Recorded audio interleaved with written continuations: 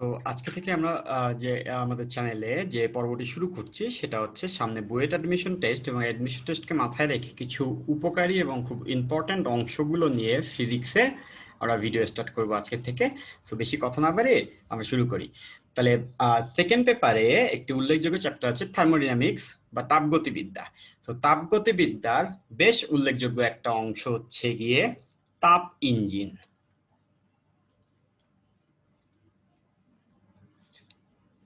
তো তাপ ইঞ্জিনে যে অংশটি আমাদের এইচএসসি সিলেবাসে কভার করছে এবং যেটা বুয়েটের জন্য ইম্পর্টেন্ট, ওই অংশটা আমরা একটু দেখব। তাহলে তাপ ইঞ্জিনের প্রথমে আমরা দেখব হচ্ছে কার্যপ্রণালী বা মূলনীতি। মূলনীতি খুব সিম্পল। তাপ ইঞ্জিনের একটা ওয়ার্কিং কম্পোনেন্ট থাকবে যেটাকে আমরা HE বলছি, হিট ইঞ্জিন। ওকে, তাহলে যে কোনো ইঞ্জিনের ওয়ার্কিং প্রিন্সিপালের প্রথম অংশ হচ্ছে সে কোথাও থেকে শক্তি নিবে। তাহলে সে উৎস থেকে শক্তি নেয়, যাকে আমরা তাপ উৎস বলছি, এবং সে তাপ উৎস থেকে Q1 পরিমাণ শক্তি নিল। ঠিক আছে, এখন সে কিছু পরিমাণ তাপ স্যাক্রিফাইস করবে বা ছেড়ে দিবে, যেটাকে আমরা বলছি তাপ গ্রাহক, বা এটাকে খুব পপুলার নাম হচ্ছে সিঙ্ক। সিঙ্কে সে কিছু পরিমাণ শক্তি ছেড়ে দেয়। এখানে Q1 always greater than Q2 হয়। তাহলে বুঝতে পারছি সে নিয়েছিল Q1 পরিমাণ তাপ শক্তি আর ছেড়ে দিল Q2 পরিমাণ তাপ শক্তি। তাহলে নিশ্চয়ই তোমরা বুঝতে পারছো সে কতটুকু ছাড়েনি ঠিক। Q1 যেহেতু Q2 থেকে বড়, এই যে বিয়োগফলটা এতটুকু পরিমাণ তাপ সে ছাড়েনি, মানে হচ্ছে সেটাকে সে কি করেছে, বাহ্যিক কাজে রূপান্তর করেছে। ঠিক আছে, তাহলে আমরা বুঝতে পারলাম যতটুকু ডাব্লু পাবো ততটুকুই হচ্ছে গিয়ে আমাদের কাজ, যেটা সে আমাদেরকে করে দিয়েছে। ঠিক আছে, তাহলে এখন আমরা একটা রাশির সঙ্গে পরিচিত যেটাকে আমরা বলছি হচ্ছে কর্মদক্ষতা বা এফিসিয়েন্সি, যেটাকে আমরা বলি হচ্ছে ইটা। কারো কর্মদক্ষতা ভালো হলে সে বেশি দক্ষ, মানে মেশিনটা ভালো কাজ করছে এরকম। ওকে, তাহলে কর্মদক্ষতা সবসময় আমরা জানি যে আমরা আউটপুটে কতটুকু এনার্জি বা কাজ পেলাম আর ইনপুটে কতটুকু শক্তি আমি তাকে দিয়েছিলাম। তাহলে এইখানে বুঝতে পাচ্ছি আমাদের ইনপুট হিসাবে যে অংশটা যাচ্ছে সেটা হচ্ছে উৎস থেকে যতটুকু তাপ শক্তি সে নিচ্ছে। তাহলে তো খুব সহজেই বুঝতে পাচ্ছি ইনপুট হচ্ছে গিয়ে Q1, আর আউটপুট বলতে আমরা কি বুঝছি, যতটুক পরিমাণে আমরা বাহ্যিক কাজ পাচ্ছি, মেশিনটা আমাদের যতটুকু কাজ করে দিচ্ছে, তাহলে এটা আমাদের আউটপুট। তাহলে নিশ্চয়ই সবাই বুঝতে পাচ্ছি যে হিট ইঞ্জিনের কর্মদক্ষতা এটা ইকুয়ালস টু W/Q1 হবে। ঠিক আছে, তাহলে এইটাকে আমরা একটু সাজিয়েও লিখতে পারি। কিভাবে লিখতে পারি নিশ্চয়ই বুঝতে পারছি, এটা নিচে Q1 আর উপরে W ইকুয়ালস টু আমরা দেখতে পাচ্ছি স্পষ্টতই Q1 মাইনাস Q2। তাহলে এখান থেকে লিখতে পারবো Q1 মাইনাস Q2। তাহলে এটাকে যদি ভাগ করে লিখি 1 minus Q2 by Q1। So ইফিসিয়েন্সিকে বা কর্মদক্ষতাকে ইউজুয়ালি পার্সেন্টেজে নেওয়া হয়, এই জন্য এটার সঙ্গে 100 গুণ করলে শতকরা 100%-এ চলে আসবে। ঠিক আছে, তাহলে এই ফর্মুলাটা আমাদেরকে জানতে হবে যে কর্মদক্ষতা বের করতে, ভেরি বেসিক। তাহলে এখান থেকে যে Q1টা আছে আমরা দেখতে পাচ্ছি, এই Q1টাকে বলা হবে উৎস থেকে যতটুকু তাপ নিয়েছে, উৎস থেকে গৃহীত তাপ শক্তি, মানে সে যতটুকু শক্তি সে উৎস থেকে নিয়েছে। আর এই Q2-র পরিচয়টা কি হবে, গ্রাহকে যতটুকু ছেড়েছে। ছেড়েছে বলতে কি বোঝাচ্ছে নিশ্চয়ই বুঝতে পারছি আমরা সবাই, যতটুকু তাপ শক্তি সে তাপ গ্রাহকে ছেড়ে দিয়েছে, আর এটা হচ্ছে উৎস থেকে যতটুকু সে তাপ শক্তি গ্রহণ করেছে। তাহলে এই দুইটা মান জানলে এখান থেকে আমরা ইফিসিয়েন্সি পেয়ে যাব। ওকে, তাহলে ইফিসিয়েন্সি সম্পর্কে আমরা আরেকটু আইডিয়া নিচ্ছি। সে একটা মেশিনের ইফিসিয়েন্সি বলা হলো 80%, আরেকটা মেশিনের ইফিসিয়েন্সি বলা হলো 90%। এই কথাটার মানে আসলে কি, মানে হচ্ছে ওকে 100 জুল তাপ দিলে 80 জুল কাজ করে দেয়, আর ওকে 100 জুল তাপ দিলে 90 জুল কাজ করে দেয়। তাহলে কোনটা বেশি কাজ করে দেয়, সেটা হচ্ছে E2। মানে E2 যেহেতু এটা1 যেহেতু এটা2 যেহেতু এটা1-এর থেকে বেশি, কোন মেশিনটি বেশি দক্ষ, 2 নাম্বার মেশিনটি। ঠিক আছে, আচ্ছা, তাইলে এবার আমরা যদি হিট ইঞ্জিনের মডেলটিকে আরেকটু খেয়াল করি, HE হিট ইঞ্জিন, তাহলে ও উৎস থেকে বা ওর যেটা সোর্স থেকে ও Q1 পরিমাণ তাপ নেয় এবং সিঙ্ক বা গ্রাহকে ও Q2 পরিমাণ তাপ ছেড়ে দেয়, আর ফাইনালি যতটুকু কাজ করে সেটা হচ্ছে Q1 মাইনাস Q2। তাহলে তোমাদের কমন সেন্স থেকে কি বলে, বলে সোর্স যদি টেম্পারেচার বেশি হয়, ধরে নিলাম সোর্সের তাপমাত্রা T1 আর সিঙ্কের হচ্ছে T2, তাহলে এইখানে বুঝতে পারছো যত গরম উৎস থেকে তাপ নিবে তত বেশি বেশি তাপ নিতে পারবে। তার মানে দাঁড়াচ্ছে আমি এটা সহজেই বলতে পারি Q1 by Q2 equals T1 by T2। যেহেতু আমরা আইডিয়ালি চিন্তা করলে বলতে পারি গৃহীত তাপমাত্রার সমানুপাতিক। চিন্তা করে দেখো তো, তুমি একটা গরম পাতিলে হাত দিয়েছো আর একটি ঠান্ডা পাতিলে হাত দিয়েছো, কোনটা হাত দিলে তোমার বেশি কষ্ট হবে? গরম পাতিলটাতে, কারণ এটা তাপমাত্রা বেশি, ওটা থেকে বেশি তাপ তোমার শরীরে আসবে, এই জন্য স্কিন পুড়ে যাওয়ার সম্ভাবনা আছে। তবে যেটা বেশি উষ্ণ সেটা থেকে তাপমাত্রা বেশি নেওয়া যাচ্ছে। যদিও এটা সব ক্ষেত্রে ঠিক না, তারপরেও যদি আইডিয়াল কেস হয়, আদর্শ কেস হয়, সেক্ষেত্রে মোটামুটি ধরে নেওয়া চলে এরকম হয়। তাইলে আমরা এই যে কথাটি আছে সেটা বলতে পারবো আদর্শ তাপ ইঞ্জিনের জন্য। সো আমরা আইডিয়াল মডেলটি পড়ছি। তাইলে খেয়াল করে দেখো তো, Q2 বাই Q1 এটাকে কিন্তু লেখা যেতে পারে T2 বাই T1। যদি তাই হয় তাহলে আমাদের কর্মদক্ষতার যে সূত্রটি আছে 1 minus Q2 by Q1 into 100%, এইটাকে কিন্তু চাইলে আমরা আরেকটু মডিফাই করে লিখতে পারবো T2 বাই T1, যেহেতু অনুপাতটা সমান থাকে আইডিয়াল মডেল ধরলে। তো আমরা যেটা আইডিয়াল মডেল পড়ছি, তাহলে আমাদের ফর্মুলা কিন্তু দুটো হয়ে গেল। একটা হচ্ছে আমরা যদি তাপ গ্রাহক এবং হচ্ছে তাপ উৎস থেকে গৃহীত তাপ শক্তির পরিমাণ জানি, অথবা তাপ গ্রাহক এবং সোর্সের তাপমাত্রা জানি, তাতেও কিন্তু অঙ্কটা আমরা করে ফেলতে পারছি। তাহলে এখান থেকে একটু বলে রাখলে ভালো, T2 এর পরিচয় কি? সিঙ্কের তাপ মাত্রা ক্যালভিনে, অবশ্যই মনে রাখতে হবে সিঙ্কের তাপমাত্রা ক্যালভিনে নিতে হবে। আর T1 এর পরিচয় কি? সোর্সের তাপ, যেখান থেকে আমাদের তাপটা নিচ্ছি ওর তাপমাত্রা। দুইটাই কিসে? অবশ্যই আমরা দুইটাই ক্যালভিনে নিতে হবে। ঠিক আছে, তাহলে এখান থেকে আমরা একটা আইডিয়াল হিট ইঞ্জিনের কর্মদক্ষতা বের করে ফেলতে পারবো। তো চলো আমরা কিছু অঙ্ক করে ফেলি। তাহলে একটা অঙ্ক এভাবে দেওয়া আছে, সিঙ্কের তাপমাত্রা 25 ডিগ্রি সেলসিয়াস এবং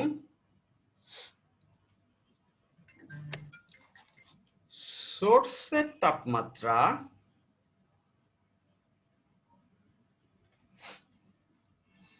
80 ডিগ্রি সেলসিয়াস হলে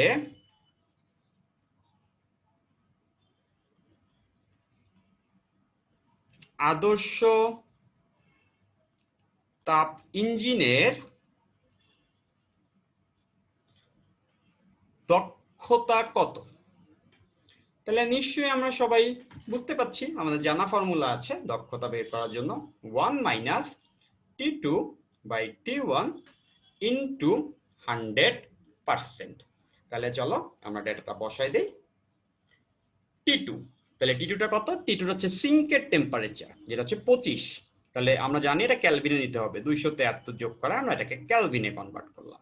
আর নিচের এটা হচ্ছে 80, এটাকেও ক্যালভিনে নিতে হবে।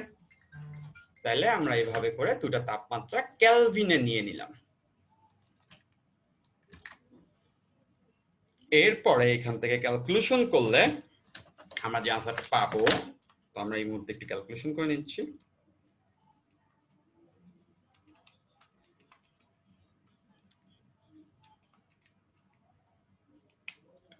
ওকে, সো ক্যালকুলেশন করলে আমাদের আনসারটি আসে, আমি অ্যাগেইন একটু চেক করে নেই, ক্যালকুলেশনে ভুল জিনিসটা আমার জন্য খুব কমন, আমি প্রচুর ভুল করি। তো তোমরা সবাই ক্যালকুলেশনে প্র্যাকটিস করবা, মনে রাখবা ক্যালকুলেশনে the more you practice the more correction you may get. That means what I want to say, মানে তুমি যদি এরর পন বেশি হও সেক্ষেত্রে তোমার প্র্যাকটিস বাড়ায় দাও, তোমার এরর রেট কমে আসবে আর কি। অ্যাডমিশন ফেজে অথবা যে কোনো একাডেমিক ফেজে মনে রাখবা অত্যাধিক ক্যালকুলেশন অবশ্যই তোমার একাডেমিক রেজাল্ট এবং অ্যাডমিশনের রেজাল্ট ভালো করে দিবে। তাহলে আমরা ইঞ্জিনটার টোটাল এফিসিয়েন্সি পেলাম 15.58%। তাহলে ইঞ্জিনটা খুব একটা ভালো আহামরি ইঞ্জিন না, 100 জুল শক্তি দিলে মাত্র 15 জুল কাজ পাই, 50% কাজও সে করে দিচ্ছে না। ঠিক আছে, তো চলো আমরা আরেকটি অঙ্ক দেখি।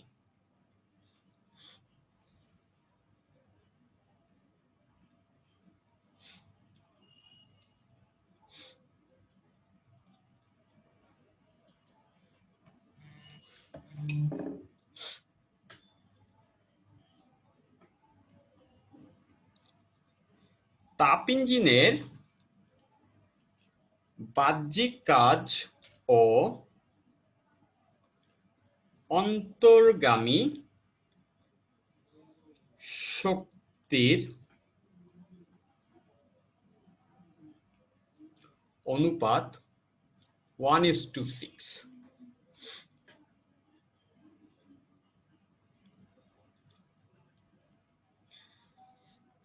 সিঙ্কের তাপমাত্রা 62 ডিগ্রি সেলসিয়াস কমালে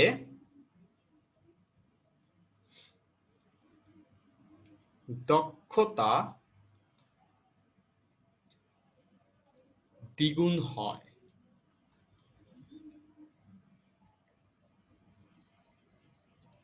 সোর্স ও সিঙ্কের তাপমাত্রা কত? বইটা আসছে অঙ্কটা, তো খুব ইম্পর্টেন্ট, বুঝতে পারছি বইটা মিশন টেস্টে আসা অঙ্ক অবশ্যই আমাদের জন্য ইম্পর্টেন্ট। তাহলে আমরা অঙ্কটা করে ফেলতে চাচ্ছি।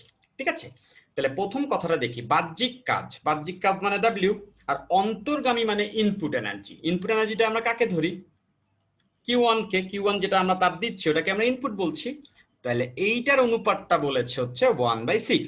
এবং মজার কথা আমরা জানি এটাই কিন্তু এটা, যতটা বাহ্যিক কাজ পাচ্ছি আর যতটা হচ্ছে গিয়ে আমি অভ্যন্তরীণ শক্তি দিচ্ছি সেই অনুপাতটা, কতটুকু কাজ পেলাম আর কতটুকু শক্তি দিলাম, এটাই কিন্তু এটা। এবার বলেছে আমাদের যে সিঙ্কের তাপমাত্রা 62 ডিগ্রি কমালে দক্ষতা কত গুণ হয়? দক্ষতা দ্বিগুণ হয়। তাহলে আগে দক্ষতা ছিল 1/6, এই দক্ষতা কত গুণ হয়ে যাবে? দক্ষতা হয়ে যাবে দ্বিগুণ। সো এটা কি এটা প্রাইম বলছি। দক্ষতা দ্বিগুণ কখন হবে? বলেছে সিঙ্কের তাপমাত্রা, আমরা জানি এইটা হচ্ছে যে দক্ষতার সূত্র, সিঙ্কের তাপমাত্রা 62 ডিগ্রি কমালে, সেটাকে 62 ডিগ্রি যদি আমি কমাই দিই তাইলে হচ্ছে দক্ষতা দ্বিগুণ হয়ে গেল। এখন কথা হচ্ছে তোমরা বলতে পারো যে এটা তো ডিগ্রি সেলসিয়াসে ছিল, তো কেন ক্যালভিনে নিলাম না?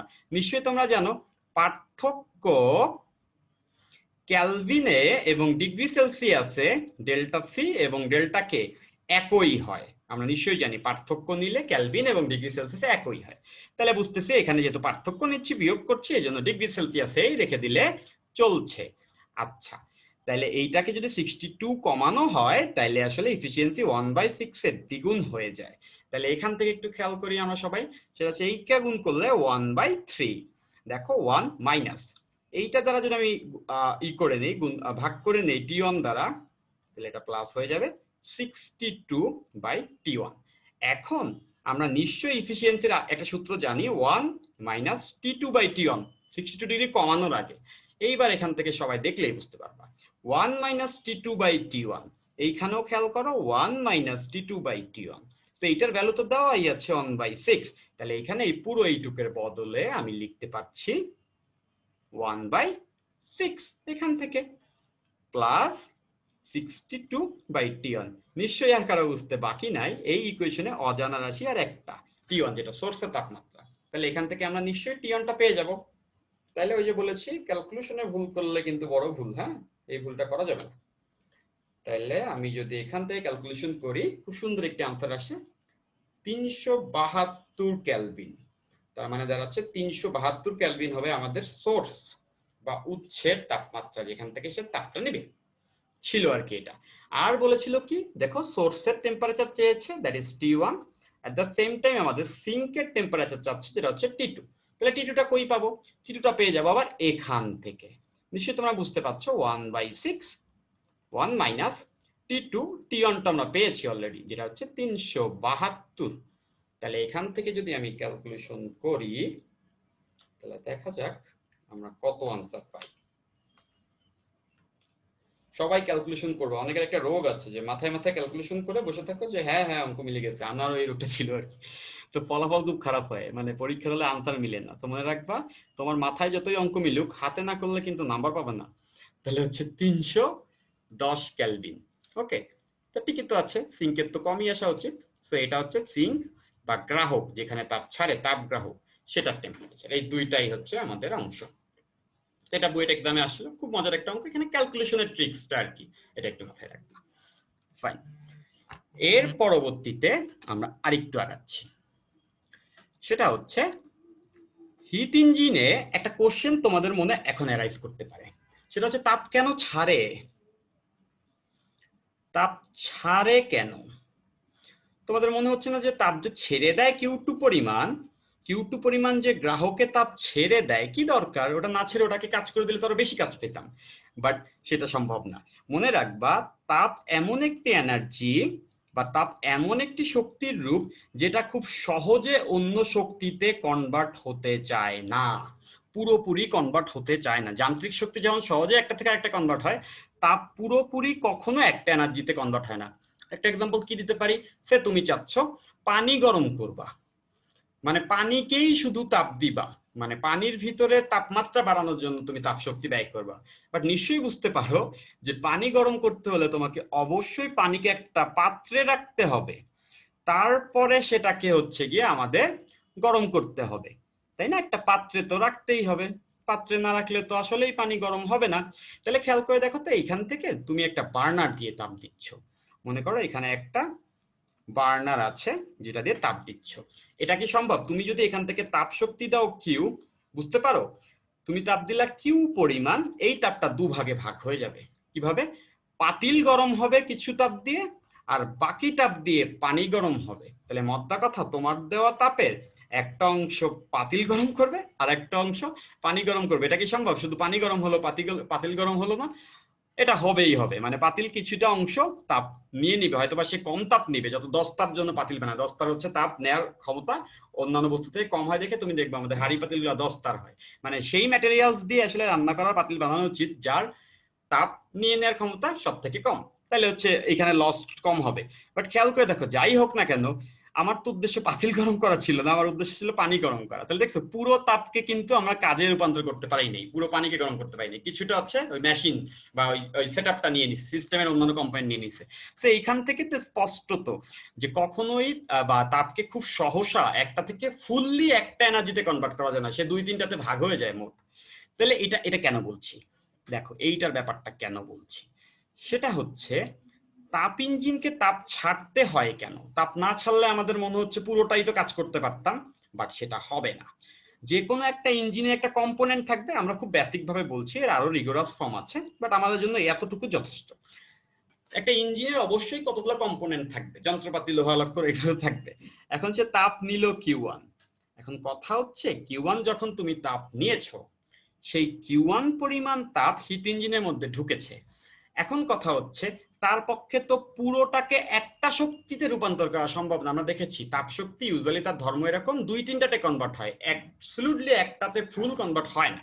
তাহলে যখন কাজ পাবো, ধরে নাও তুমি 10 জুল তাপ নিয়েছো, তার মানে তুমি সিম্পল শুধুমাত্র বাহ্যিক কাজ ফুল 10 হবে না, 10-এর একটা বড় অংশ হতে পারে, ধরে নিলাম 6 জুল পুরোটা কাজ হয়, খুব ভালো। কিন্তু 4 জুল তো রয়ে গেল, তাহলে 4 জুলটা কোথায় থাকবে? 4 জুল কিন্তু এই মেশিনের ভিতরে যে যন্ত্রপাতি আছে লোহা লক্কর বা যে কম্পোনেন্ট আছে সেটআপের, ও কিন্তু ধরে রাখবে। মানে ওই যন্ত্রটা কিন্তু গরম হয়ে গেল, তাপ শক্তি 4 জুল তার ভিতরে জমে গেছে, তার কিন্তু তাপমাত্রা আস্তে আস্তে করে বাড়লো। তাতে কি সমস্যা? তাতে সমস্যা হচ্ছে উচ্ছেদ তো একটা টেম্পারেচার আছে যেটা খুব হট, এটা খুব হাই টেম্পারেচার, যাতে করে হাই টেম্পারেচার থেকে সবসময় লো টেম্পারেচারে কারেন্ট আসে, সরি তাপ আছে, তাপ প্রবাহিত হয়। এখন ও যদি এইটুক তাপ ধরে রাখে, পরের বার যখন ও আবার তাপ 10 নিতে যাবে, 10 কি এবার আর নিতে পারবে না। ও যেহেতু 4 কে ধরে রাখছে, ও আগের থেকে একটু গরম হয়ে গেছে, ওদের মাঝে তাপমাত্রা পার্থক্য কমে গেছে, তাহলে এবার হয়তো বা ও আর একটু কম নিবে, এবার হয়তো বা ওর ইনপুটটা হয়ে যেতে পারে সে 8 জুল, সে কমে যাবে তো অবশ্যই, ও যেহেতু গরম হয়েছে। তাহলে 8 জুল যদি হয়, সে এবারও মনে করো সে ওয়ার্ক করলো হচ্ছে 6 জুল, সে এবারও 6 জুল করলো, এবার কিন্তু তার ভিতরে আরো এক্সট্রা জমে গেল কয় জুল? 2 জুল। নিশ্চয়ই তোমাদের বুঝতে আর বাকি নাই, এখানে যে আরো 2 জুল জমে যায় তার টেম্পারেচার কিন্তু আরো বেড়ে গেল, মানে সেটা কিন্তু আরো উষ্ণ হয়ে গেল। তার মানে এর পরের বার যখন সে তাপ নিবে সেবার কিন্তু সে আরো কম নিবে, হয়তো বা 4 জুল নিবে। তাহলে কি তুমি বুঝতেছো? এভাবে যদি করতে থাকে সে, তাহলে প্রতিবারই যদি কিছু করে তাপ শক্তি সে ধরে রাখে, তাহলে তার তাপমাত্রা কিন্তু বাড়তে থাকবে। একটা সময় এমন হবে তার তাপমাত্রা এত পরিমাণ বেড়েছে যে দুজনের তাপমাত্রা সমান হয়ে গেছে। এটা ধরে রাখতে রাখতে একটা অনেক সাইকেল বাই সাইকেল দুজনের তাপমাত্রা, এই উৎসের তাপমাত্রা এবং ইঞ্জিনের তাপমাত্রা সমান হয়ে গেছে। তাহলে ওই মুহূর্তে কি সে আর তাপ নিতে পারবে? পারবে না। তাহলে দেখো, সোর্স থেকে যেখান থেকে শক্তি নিয়ে এসে কাজ করে, শক্তি নেওয়াই যদি বন্ধ হয়ে যায় তাহলে কাজটা কোত্থেকে করবে? তাহলে মেশিনটা ওই মুহূর্তে কন্টিনিউটি হারাবে, ডিসক্রিট হয়ে যাবে, মানে ওই মুহূর্তে মেশিন অফ, শক্তি নিতে পারতেছে না, তার তাপমাত্রা আর উৎসের যে হাই টেম্পারেচার একটু একটু করে ধরে রাখতে রাখতে সমান সমান চলে আসছে। তাহলে এভাবে করে একটা মেশিন যদি দাঁড় করায়, তাহলে বুঝতে পারছো যে তাপ যে ফুললি একটা এনার্জিতে কনভার্ট হয় না, ওই লিমিটেশনের কারণেই যদি পুরো শক্তিকে কনভার্ট করতে যায় তা তো পারবে না, কিছু ধরে রাখলে বরঞ্চ আস্তে আস্তে একটা সময় মেশিনটা বন্ধ হয়ে যাবে। অত্যন্ত উত্তপ্ত হয়ে গেলে যে কোনো মেশিন অ্যাকচুয়ালি তখন ইফিসিয়েন্সি কমে যায় এবং থেমে যায়। তখন হচ্ছে মেশিনকে ঠান্ডা করতে হয়। তুমি দেখবা গাড়িতে পানি ঢালা হয় যখন মেশিন অনেক গরম হয়ে যায় হাইওয়েতে, পুরোনো দিনের মেশিনগুলোতে, তখন হচ্ছে সেটাকে পানি ঢেলে হচ্ছে ঠান্ডা করে কেন? যাতে করে এর টেম্পারেচারটা কমে গেলে তখন আবার তাপ নেওয়া শুরু হতে পারে। তুমি দেখবা যে যেখান থেকে তাপ ছেড়ে দেয় মেশিন, ওইখানে যদি তুমি প্লাস্টিক দিয়ে আটকায় দাও, তাহলে যেটা হয় সেক্ষেত্রে হচ্ছে ওই তাপ আটকে যায়, তখন ওইটা গরম হয়ে যায়, তখন একটা সময় তাপ নেওয়া বন্ধ হয়, মেশিন বন্ধ হয়ে যায়। তাহলে তুমি বুঝতে পারছো যেহেতু তাপকে ফুললি কনভার্ট করা যাচ্ছে না, তাহলে কি করতে হবে? তাইলে তাপ প্রতিবার ছেড়ে দিতে হবে। তাহলে ছেড়ে দিলে কি সমাধান? তাহলে আমরা এটা একটু দেখি। ছেড়ে দিলে খুব চমৎকার সমাধান আছে। ছেড়ে দিলে সমাধান যেটা আছে সেটা হচ্ছে এরকম, সবাই দেখলেই বুঝতে পাবা। সেটা হচ্ছে এটা আমাদের তাপ ইঞ্জিন। যেহেতু আমরা জানি হি ফর হচ্ছে হিট ইঞ্জিন, আমি এভাবে লিখছি। উৎস থেকে সে Q1 পরিমাণ তাপ নিল, উৎসের টেম্পারেচার T1, এটা হাই টেম্পারেচার। হ্যাঁ, এখন সে যখন নিল লাইক এরকম, সে 10 জুল নিল, নেওয়ার পরে যেহেতু সম্পূর্ণটাকে কাজে রূপান্তর করা যায় না বা যে কোনো একটা শক্তিতে রূপান্তর করা যায় না, সে হয়তো বা 6 জুল রূপান্তর করেছে। হ্যাঁ, তাহলে আর কত ছিল ওর ভিতরে? 4। ওর ভিতরে কিন্তু এক্সট্রা কত আছে? 4। ও করলো কি, কোনো ঠান্ডা বা একটা শীতল জায়গায় যেটা টেম্পারেচার T2, এটা কিন্তু লো টেম্পারেচার, এইখানে ওই 4 কে মনে করো Q2 আকারে ছেড়ে দিল। নিশ্চয়ই তাহলে বুঝতে পারছো, নিয়েছিল 10, 6 করে দিল কাজ, আর 4 কে দিল ছেড়ে। লাভ কি? তাহলে সব হিসাব মিটে গেল, পেয়েছিলাম 10, এই 10-এর 6 কে কাজ বানাইছি, আর বাকি 4 কে দিছি ঠান্ডা জায়গায় ছেড়ে। ওর থেকে ও ঠান্ডা, তাহলে ওখানে ছেড়ে দিতে পারবে, তাপ ওর থেকে ওখানে যাবে। তাইলে কিন্তু ওর ভিতরে জমা পরিমাণ তাপ কত? 0। তাহলে ওর তাপমাত্রার পরিবর্তন কত? 0। যেহেতু ও যতটুক তাপ শক্তি নিয়েছিল কোনো কিছুই ধরে রাখে নাই, 0 জুল আছে, সব ছেড়ে দিছে, বাকি যা জমা পড়েছিল। তাহলে ওর কিন্তু তাপমাত্রার পরিবর্তন হলো না, মানে ওর তাপমাত্রা আগেরটাই থেকে গেছে। তার মানে পরের বার আবার যখন তাপ চাইবে, ও পরের বার আবারও কিন্তু 10ই পাবে। তারপর সেই 10-এর আবারও 6 কাজে চলে যাবে, যে 4 জমবে সেই 4-কে আবারও সে ছেড়ে দিবে। তাহলে এইভাবে যদি সাইকেল করতে থাকে, একবার নিব, কাজ করব, বাকি যা জমে থাকবে ফেলে দিব, তাহলে আমি আবার আগের মতো হয়ে যাব, আবার নেওয়ার সময় আগের পরিমাণ নিতে পারবো। তাহলে এই জিনিসটা কিন্তু কন্টিনিউয়াস হয়ে গেল, নিরবিচ্ছিন্ন হয়ে গেল, তাই না? এই যে নিরবিচ্ছিন্ন যে মডেলটা, নিরবিচ্ছিন্ন বা কন্টিনিউয়াস যে মডেলটা পাইলাম আমরা হিট ইঞ্জিনের, একবার তাপ নিব, কাজ করব, ছেড়ে দিব। তাহলে এই কন্টিনিউয়াস মডেলটা কখন পেলাম? অবিরাম চলবে যখন তাপ ছেড়েছি।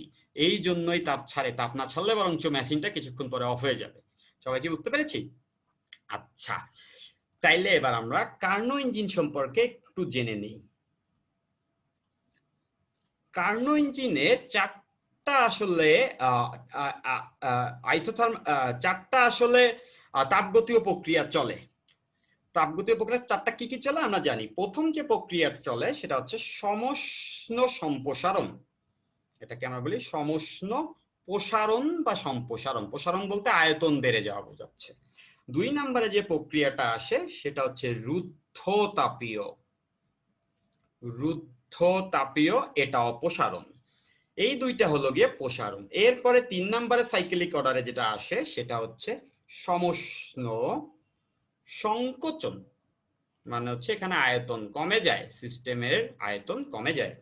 আর 4 নম্বরে যেটা আসে সেটা হচ্ছে ঊর্ধ্বতাপীয় সংকোচন, মানে দুইটা সংকোচন পর্যায় এবং দুইটা হচ্ছে প্রসারণ পর্যায়। তো পারতপক্ষে পপুলারলি বললে বলা যায় এই যে প্রসারণ পর্যায়ে আসলে সে তাপ নেয়, এই দুইটা হচ্ছে তাপ গ্রহণ পর্যায়। যদিও এর ডিটেলস আরো কিছু আছে, বাট এটাকে আমরা তাপ গ্রহণ পর্যায়, এই দুটাকে আমি কম্বাইনলি বললাম তাপ গ্রহণ পর্যায়। আর যে দুটো নিচে সংকোচন, এটাকে আমরা বলবো আসলে Q2 বা তাপ বর্জন পর্যায়। এখানে তাপ ছেড়ে দিবে। তাহলে এই চারটা চক্র, এই দুজন মিলে হচ্ছে তাপ গ্রহণ পর্যায়, আর এই দুজন মিলে হচ্ছে সংকোচন, মানে হচ্ছে তাপ বর্জন পর্যায়। তো এই মুহূর্তে আমাদের পুরো ডিটেলসে যাওয়ার আগে ছোট্ট করে একটু প্রিভিউ দিয়ে নিচ্ছি কিছু অংশের। সেটা হচ্ছে আমরা জানি কাজ ইকুয়ালস টু আসলে চাপ ইনটু আয়তন হয়। চাপ এবং আয়তনের গুণফলকে কাজ বলা যায়। কিভাবে? অনেকের কোশ্চেন আসে। আমরা কাজ ইকুয়ালস টু বল ইনটু সরণ সবাই জানি। তাহলে বলকে ক্ষেত্রফল দ্বারা ভাগ করলাম, আবার ক্ষেত্রফল দ্বারা গুণ করলাম। তাহলে এই বল বাই ক্ষেত্রফলকে আমরা কি বলি? চাপ।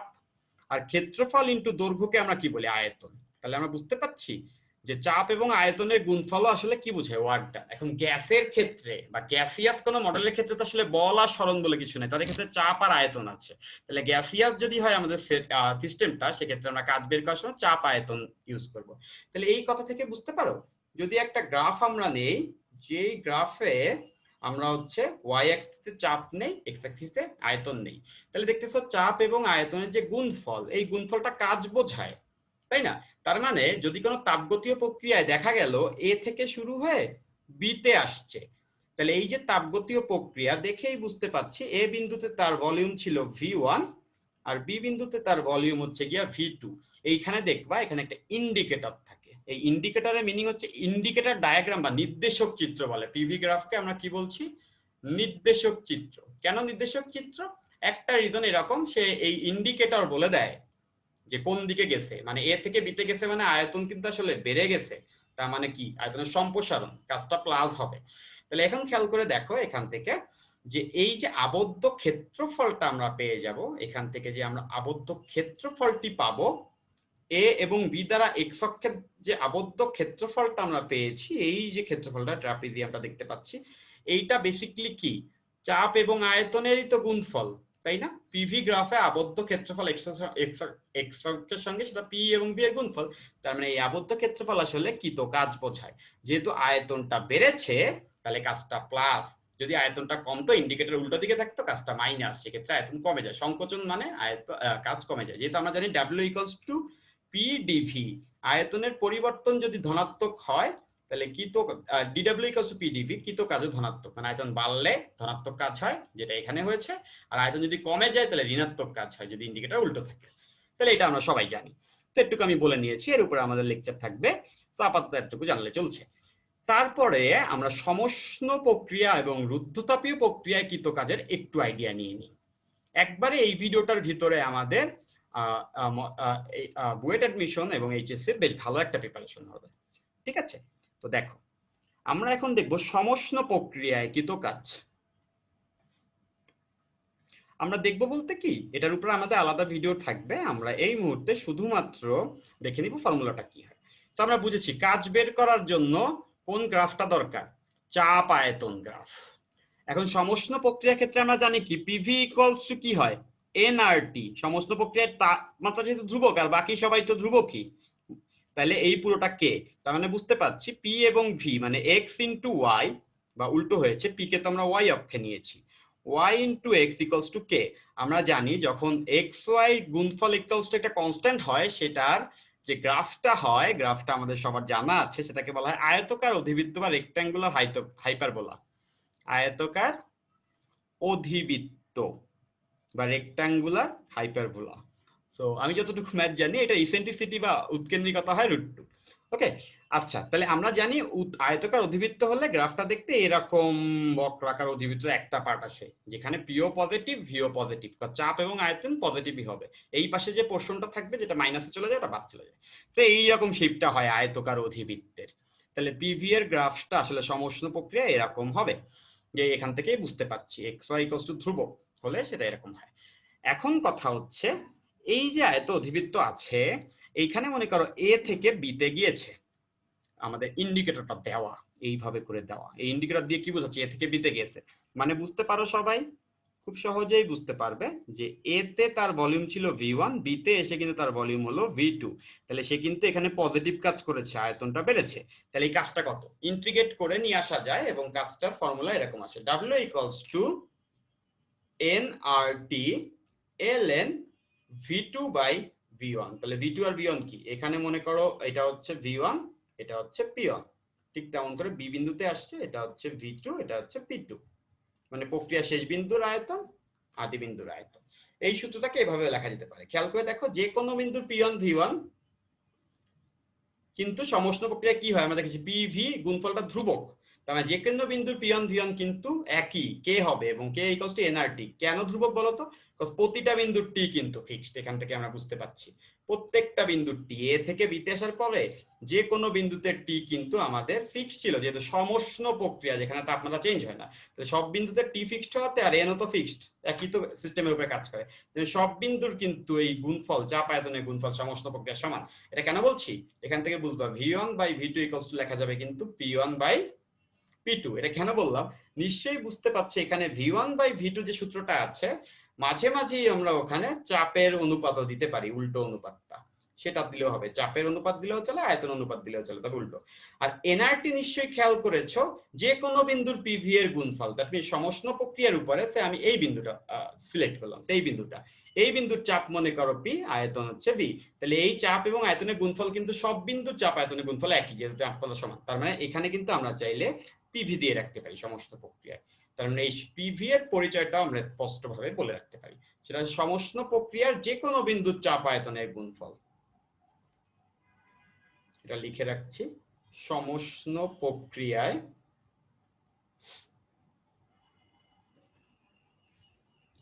যে কোনো বিন্দুর চাপ আয়তন গুণফল, সব বিন্দু চাপ আয়তন গুণফল ধ্রুবকই থাকবে, এটা তো আমরা সমস্ত প্রক্রিয়ার সংজ্ঞা থেকেই জানি। তাহলে খেয়াল করে দেখো এখানে আমি ছোট্ট করে একদম গুছিয়ে সমস্ত প্রক্রিয়ার ক্ষেত্রে ফর্মুলা যেটা হবে সেটা বলে দিয়েছি, এটা প্রমাণটা করিনি, ইন্টিগ্রেশন করে করা যায়, বাট আমরা এতটুকু মেনে নিতে পারছি। তাহলে এইটাই আসলে বোঝাবে এখানে এসে কতটা ক্ষেত্রফলকে আবদ্ধ করেছে। সেটা আমরা কিভাবে করেছি, যে এরিয়া আন্ডার দ্য কার্ভ, বক্ররেখা আবদ্ধ ক্ষেত্রফল ইন্টিগ্রেশন ওখান থেকে করতে পারবো। এতটুকু আমরা জেনে রাখি আমাদের লাগবে এখানে। এটা গেল সমষ্ণ প্রক্রিয়ার ক্ষেত্রে। এবার চলো আমরা একটু আগাই রুদ্ধ তাপীয় প্রক্রিয়ার ক্ষেত্রে।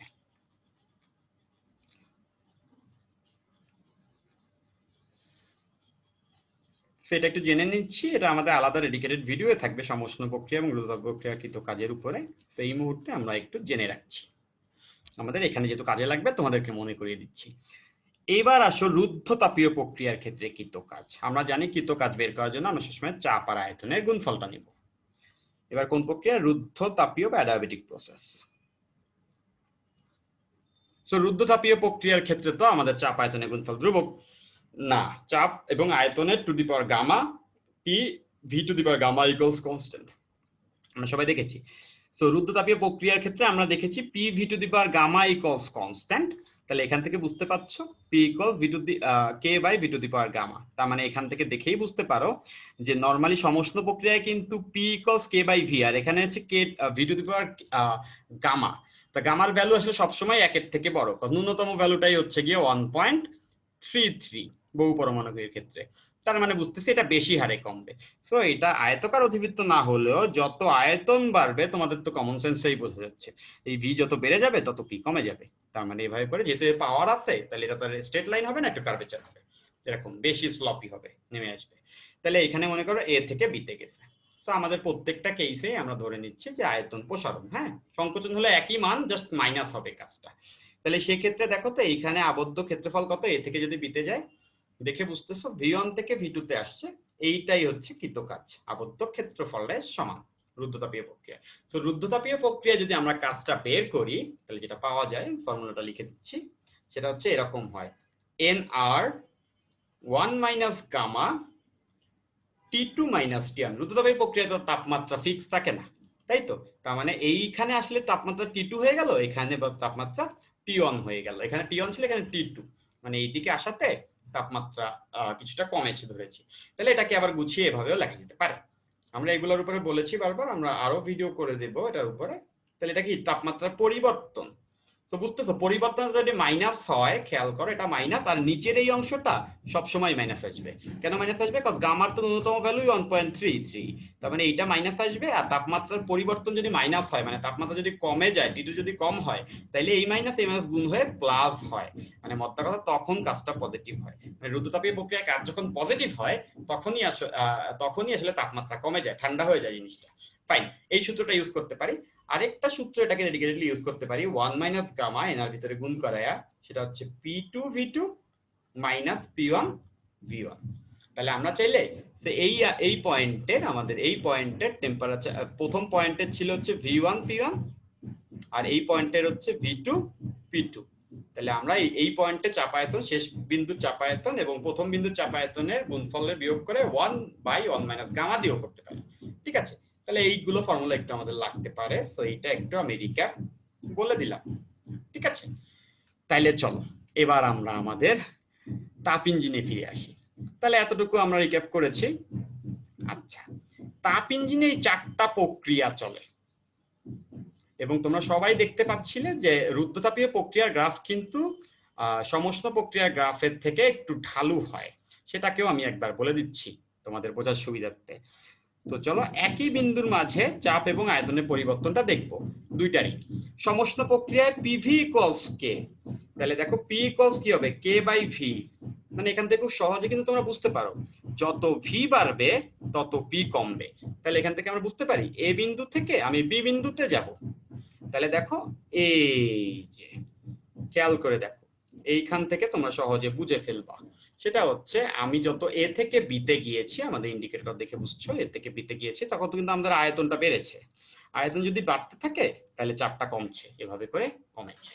আবার সমষ্ণ, এটা কোন প্রক্রিয়া? এটা কিন্তু আইসোথার্মাল বা সমষ্ণ প্রক্রিয়া, যেখানে তাপমাত্রা ফিক্সড। আবার রুদ্ধতাপীয় প্রক্রিয়ার ক্ষেত্রে আমরা দেখেছি PV to the power gamma equals K. তাহলে দেখো তো P K divided by V to the power gamma. তাহলে এখানেও খেয়াল করলে একই জিনিস দেখা যাচ্ছে, ভি যত বাড়বে পি তত কমবে। বাট এখানে কিন্তু পাওয়ার 1 ছিল, এখানে কিন্তু গামা যেহেতু 1-এর থেকে সবসময় বড় হয়, তাহলে বেশি বেশি কমবে। তাহলে ভি যদি আমি এখানেও এ থেকে বিতে যাই, তাহলে দেখো আয়তনে একই পরিবর্তনে এখানে কিন্তু পাওয়ার 1-এর উপর বেশি থাকাতে, 1-এর থেকে বেশি থাকাতে বেশি বেশি করে পি কমবে। মানে এ থেকে বি এভাবে যদি রুদ্ধতাপীয় ভাবে আসি, তাহলে কিন্তু দেখো আয়তনের পরিবর্তনের সঙ্গে সঙ্গে বেশি বেশি করে পি নেমে আসছে। ক্লিয়ার? তাহলে আমরা এখান থেকে কিন্তু বুঝতেছি, দুটা এইভাবে চিন্তা করো, একটা পাহাড়ের দুটা গাত্র। তাহলে এইটাকে বলছি এ থেকে সি, এটা হচ্ছে এ থেকে বি। তাহলে খেয়াল করে দেখো তো কোন গাত্রটা ঢালু? দ্বিতীয়টা, রুদ্ধতাপীয়। এটাকে আমরা বলছি রুদ্ধতাপীয়। এটা কিন্তু বেশি ঢালু, তাই না? উঁচু পাহাড়। তাহলে বলতো কার স্লপ বেশি হবে, কার ঢাল বেশি হবে? রুদ্ধতাপীয় ঢাল। মানে এসি প্রক্রিয়ার যে ঢাল হবে এসি লাইনের, সেটা কিন্তু গ্রেটার দ্যান এবি হবে, এবি ঢাল। কেন বুঝতে পারছি? সমস্ত থেকে এটা ঢালু পাহাড় দেখতে পাচ্ছ, স্পটলাইটটা দেখলে বুঝবা এটা এরকম ঢালু পাহাড়। ঠিক আছে, তাহলে এই ঢালটার সম্পর্ক দেখা যায় কি, আমি একটু বলে দিচ্ছি। এই এসি এর ঢালকে আমি বলছি, মনে করো এই ঢাল বলতে কি বোঝায় আসলে, ডিওয়াই ডিএক্স। তো আমাদের তো ওয়াইটাই চাপ আর এক্সটাই হচ্ছে আয়তন, তাহলে হচ্ছে ডিপি ডিভি। এটাকে আমরা যেহেতু অ্যাডিয়াবেটিক প্রসেস বা রুদ্ধতাপীয়, তাহলে এখানে রুদ্ধ লিখে দিচ্ছি। ঠিক আছে, এইটা আবার সমষ্ণ প্রক্রিয়া তো একই, ডিপি ডিভি। এটা যেহেতু সমষ্ণ প্রক্রিয়া, তাহলে সমষ্ণ লিখে দিচ্ছি।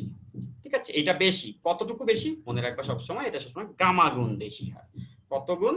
গামা গুণ। এটা দেখানো যায় যে গামা গুণ বেশি হয়। সেটা এক্সট্রা ইনফরমেশন হিসেবে আমরা জেনে রাখতে পারি। তাহলে মদ্দা কথা এখান থেকে দাঁড়াইলো সমষ্ণ থেকে রুদ্ধতাপীয় বেশি খারাপ হবে। তো চলো, অনেক কথা আমরা বলে ফেলছি। আমরা যখন ওখানে ডেডিকেটেডলি ভিডিও আমরা এটার উপরে করব, সমষ্ণ রুদ্ধতাপীয় বা যে কোনো তাপগতীয় প্রক্রিয়া, যে কোনো থার্মাল প্রসেসের ক্ষেত্রে আমরা হচ্ছে যখন করব, তখন আমরা আলাদা আলাদা করে খুব ডিটেলসে দেখব। আপাতত এতটুকু জেনে নিলাম রিক্যাপে। তাহলে আসো, এটা হচ্ছে তাপ গ্রহণ পর্যায়, এটা হচ্ছে তাপ বর্জন পর্যায়। তো আমরা হচ্ছে পিভি গ্রাফ আঁকবো, পুরো তাপ ইঞ্জিনের জন্য পিভি গ্রাফ আঁকবো। তো দেখো প্রথম প্রক্রিয়াটা কি, সমষ্ণ সম্প্রসারণ। আমরা প্রথমেই দেখতে পাচ্ছি সমষ্ণ প্রসারণ মানে আয়তন বাড়বে। তো দেখো এই পয়েন্টটা হচ্ছে আমাদের এ, আয়তন বাড়বে। তো সমষ্ণ প্রক্রিয়ার গ্রাফ আমরা দেখেছি এরকম হবে, ইন্ডিকেটরটা দিলাম আমি এ থেকে যেদিকে যাচ্ছে, এই বিন্দুর নাম বি। দেখেই বুঝতে পারছো, এটা দেখেই বোঝা যাচ্ছে যে হ্যাঁ ঠিক আছে, এই ইন্ডিকেটরই বলে দেয় আমাদেরকে যে আয়তন বেড়েছে, সমষ্ণ প্রসারণ গেল। এরপরে যে প্রক্রিয়াটি আসে সেটাকে আমরা বলি রুদ্ধতাপীয় প্রসারণ। তাহলে রুদ্ধতাপীয় প্রসারণের ক্ষেত্রে খেয়াল করে দেখো, বি থেকে সি তে গেল প্রসারণ যেহেতু।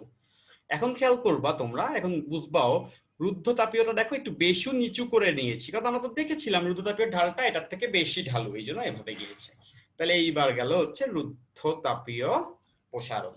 এরপরে থাকলো কি, এরপরে আমাদের থেকে গেল সমষ্ণ সংকোচন। মানে এবার সমষ্ণ প্রক্রিয়া, এবার সংকোচন। যদি সংকোচন হয় তাহলে কি হবে, উল্টা দিকে আসবে, এইভাবে মনে করো, এই দেখছো এটার মতোই উল্টা দিকে চলে আসলো। এটা হচ্ছে সমষ্ণ সংকোচন। এই ইন্ডিকেটর কিন্তু আমাদের বলে দিচ্ছে এটা সংকোচন বোঝাচ্ছে, আয়তন এদিকে আসছে মানে কমেছে। এখান থেকে সে আমরা জানলাম যে ডি বিন্দুতে আসছে। এরপরে কোন প্রক্রিয়া আমাদের, এরপরে আমাদের যে প্রক্রিয়াটা বাকি সেটা হচ্ছে রুদ্ধতাপীয় সংকোচন। তাহলে এটা এটার মতোই জাস্ট উল্টো দিকে যাবে। তাহলে এই যে দেখো এইরকম ডি থেকে আবার এতে চলে আসছে, ঠিক আছে। তাহলে এইটা হচ্ছে দেখো এইদিকে আসছে মানে আয়তন কমেছে, ইন্ডিকেটর তো তাই বলছে, সংকোচন যেহেতু আয়তন কমে যাবে। তাহলে এটা হচ্ছে রুদ্ধতাপীয়র মতো করে আবার উঠেছে। তাহলে এইবার দেখো যেখানে শুরু সেখানে শেষ করছে, এই পুরো জিনিসটাকে আমরা চারটা প্রক্রিয়া, তাপগতি এই চারটা প্রক্রিয়া মিলে একটা সাইকেল ক্রিয়েট করছে। এ থেকে শুরু এতে শেষ, স্পটলাইটে দেখো এ থেকে বি, বি থেকে সি, সি থেকে ডি, ডি থেকে এ। তাহলে দেখো এটা তো পিভি গ্রাফ, তাহলে এখানে কিন্তু প্রত্যেকটা বিন্দুর আমরা কোঅর্ডিনেটটা লিখে রাখতে পারি। কিভাবে সেটা নিশ্চয়ই বুঝতে পারছো। এখানে মনে করো ভি1 পি1 স্থানাঙ্ক, এখানে যখন আসছে আয়তন বেড়ে গেছে, অবশ্যই চাপও চেঞ্জ হয়ে যাবে, কমে যাবে, সমস্যা নেই। তারপরে এখানে যখন আসছে তাহলে ভি3 পি3, আবার যখন এখানে আসছে ভি4 পি4, আবার যখন এখানে আসছে আগের চাপ আয়তনে চলে আসছে। খেয়াল করে দেখলে তোমরা সবাই বুঝতে পারবা যে চাপ আয়তন কিন্তু একই অবস্থায় এসে শেষ করেছে। কেন এই সাইকেলিংটা দরকার, ইম্পর্টেন্ট নোট। তোমরা সবাই দেখো পিভি ইকুয়ালস টু এন আর টি। তাহলে দেখো একটা গ্যাসের চাপ, দুইটা গ্যাসের চাপ এবং আয়তন যদি একই রকম হয়, মানে পিও সমান ভিও সমান এবং একই মোল নিয়ে কাজ করি, তাহলে তাদের দুইজনের টি কি হবে, সমান হবে। দেখো টি ইকুয়ালস টু কি লেখা যায়, টি ইকুয়ালস টু লেখা যায় পিভি বাই এন আর। তাহলে খেয়াল করে দেখো একটা দুইটা গ্যাসের যদি চাপ আয়তন সমান হয় এবং একই পরিমাণ মোল নিয়ে কাজ করি, তাহলে তাদের দুইজনেরই তাপমাত্রা কি হবে, সমান হবে। তাহলে এ থেকে শুরু করে ঘুরে এসে এতে যখন আসে, তাহলে আগে যা দিয়ে শুরু হয়েছিল চাপ আয়তন সেই চাপ আয়তনে আসে, মানে সেই প্রথম তাপমাত্রায় ব্যাক করে। তোমরা কি সবাই বুঝতে পারছো? তাহলে সেই প্রথম তাপমাত্রা ব্যাক করা কেন দরকার? হিট ইঞ্জিনের কথা চিন্তা করো তো, হিট ইঞ্জিনকে ওই যে নিষ্পাপ হয়ে যাইতে হয় না, যে কিউ1 পরিমাণ তাপ নিল, সে ডাব্লিউ পরিমাণ কাজ করলো, আর বাকি কিছু পরিমাণ যে সে কিউ2 যে ছেড়ে দিল, ছেড়ে দেওয়ার মাধ্যমে সে কি প্রথমে তাপ নেওয়ার আগে যে অবস্থায় ছিল ছেড়ে দিয়ে আবার সেই অবস্থা হলো, মানে আবার সেই আগের তাপমাত্রা চলে আসলো, তাপ ধরে রেখে তাপমাত্রা বাড়াইলো না। মানে একই চাপ আয়তনে বারবার যদি ঘুরে ঘুরে চলে আসতে পারে, তাহলে সে একই তাপমাত্রায় বারবার চলে আসে। তাতে কি হয়, তাতে হচ্ছে মেশিনটি আবারও একই পরিমাণ তাপ নেওয়ার মতো অবস্থায় থাকে, যেহেতু তাপমাত্রাটা চেঞ্জ হবে না যদি ভিপি আগের মতোই থাকে।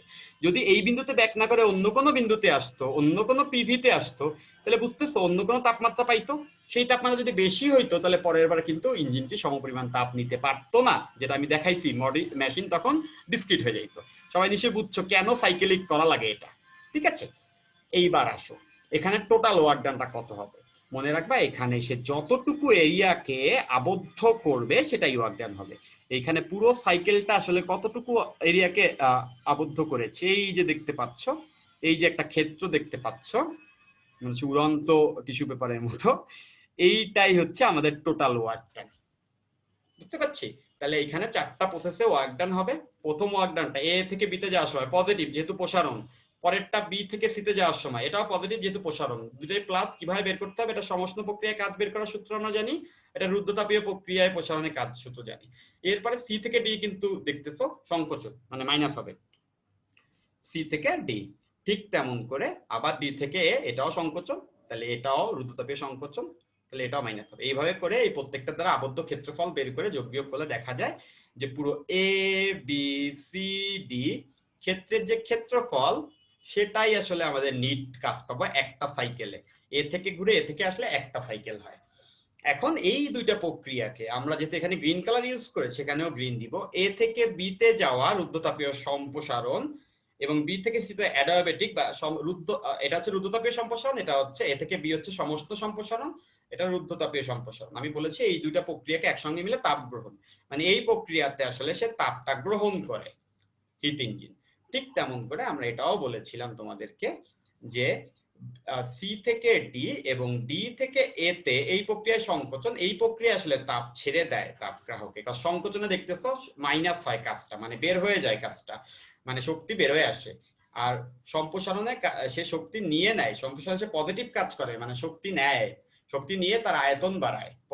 প্রসারণ মানেই আয়তন বাড়াচ্ছে, শক্তি নিলে, তাপ শক্তি নিলেই বাহ্যিক কাজ হয়ে আয়তন বেড়ে যায়। আবার ঠিক তাপ শক্তি ছেড়ে দিলে মানে বুঝতেছি তার থেকে শক্তি বের হয়ে যাচ্ছে, মানে তার আয়তন কমে, ভিতরে বাহ্যিক কাজের পরিমাণ তার উপরে কাজ হয়। তাহলে এই দুইটা প্রক্রিয়াতে তাপ ছেড়ে দেয় আর এইটাতে তাপ নেয়। ওই যে নেওয়া এবং ছেড়ে দেওয়া থেকেই তো আমরা দেখেছি যন্ত্রটা efficiency 1 - Q2 by Q1 into 100%। আর নিট কাজ বের করলে এই চারটা প্রক্রিয়ার কাজ বের করে লাস্টের দুইটা সংকোচনে মাইনাস হবে কাজগুলি, আর প্রসারণে প্লাস যোগ করলে এই ক্ষেত্রটার টোটাল ক্ষেত্রফল পাওয়া যায়। নিশ্চয়ই তোমরা এটা সবাই বুঝতে পেরেছো মধ্য কথা কি। ফাইন। আর কেন সাইকেল হতে হয়, কেন কার্নোট চক্র বলে, কেন হচ্ছে কার্নো ইঞ্জিন চক্র বলে, কারণ হচ্ছে এই বিন্দুতে আসলে একই চাপ আয়তনে বারবার ফিরে আসলে সে একই তাপমাত্রায় বারবার ফিরে আসবে, আর একই তাপমাত্রায় বারবার ফিরে আসলে সে আবার ওই যে নিষ্পাপ হয়ে যাবে, যা তাপ নিচে কাজ করছে বাকিটা ছেড়ে দিয়ে নিষ্পাপ আবার আগের মতো নিতে পারবে, কন্টিনিউয়াস থাকবে। এই মডেলটাকে কার্নো ইঞ্জিন মডেল বলছে।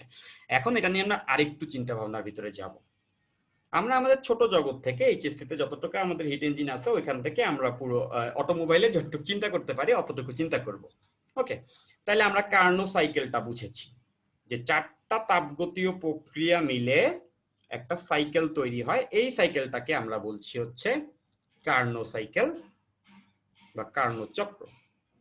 নিশ্চয়ই তোমরা সবাই এটা বুঝতে পেরেছো। তো এই চারটা প্রক্রিয়া দিয়ে যে প্রত্যেক চক্রে আমি কতটুকু কাজ পাচ্ছি, এখানে যতটা ক্ষেত্রফল সে আবদ্ধ করে ফেলছে।